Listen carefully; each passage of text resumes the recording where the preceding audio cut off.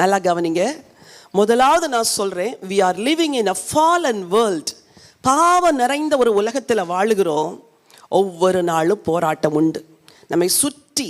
அப்போ பலவிதமான பயங்கள், கவலைகள், அவிசுவாசங்கள், கெட்ட சிந்தனைகள். முக்கியமாக யங்ஸ்டர்ஸ்க்கு I am not able to overcome my thoughts. ஐயோ, கெட்ட சிந்தனைகள்லாம் உள்ளே வருது அப்படின்னு அவங்க தவிக்கிறாங்களே.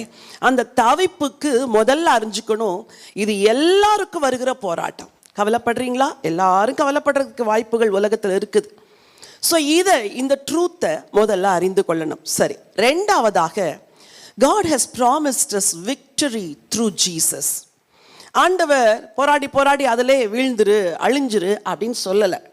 ஆண்டவர் வேதம் முழுவதிலும் நமக்கு வாக்கு தத்தம் பண்ணியிருக்கிறார். அப்போ நம்முடைய கர்த்தராகிய இயேசு கிறிஸ்துவினாலே நமக்கு ஜெயம் கொடுக்கிற தேவனுக்கு ஸ்தோத்திரம்.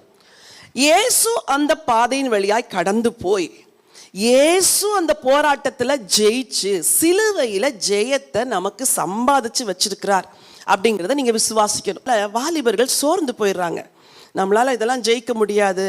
அப்போது ஆண்டவர் சமூகத்தில் வரும்பொழுது என்ன வருது? குற்ற உணர்வு வருது. ஐயோ ஆண்டவரே, அப்போ ஜெபம் பண்ண முடியலை, அப்போ ஆண்டவர்கிட்ட நெருங்கி வர முடியலை. ஆனால் ஒன்று அறிஞ்சுக்கணும், ஆண்டவர் இயேசு இந்த மகா பெரிய போராட்டத்தில் பிசாசோடு போராடி எனக்கு எதை வாங்கி வச்சிருக்கிறார்? ஜெயத்தை வாங்கி வச்சிருக்கிறார். சரி, இந்த ஜெயம் எனக்கு எப்படி கிடைக்கும்? ஜெயம் வாங்கி வச்சிருக்கிறார், உண்மைதான். How to receive that victory in my life? How to enjoy that victory in my life? ஒன்று, இயேசுவோடு ஒரு அனுதின வாழ்வு வாழணும். Everyday prayer, everyday Bible reading, everyday fellowship. ஒரு ஸ்பிரிச்சுவல் ஃபெலோஷிப் என்பது நமக்கு ரொம்ப நம்மளை ஸ்ட்ரெங்தன் பண்ணுற ஒன்று.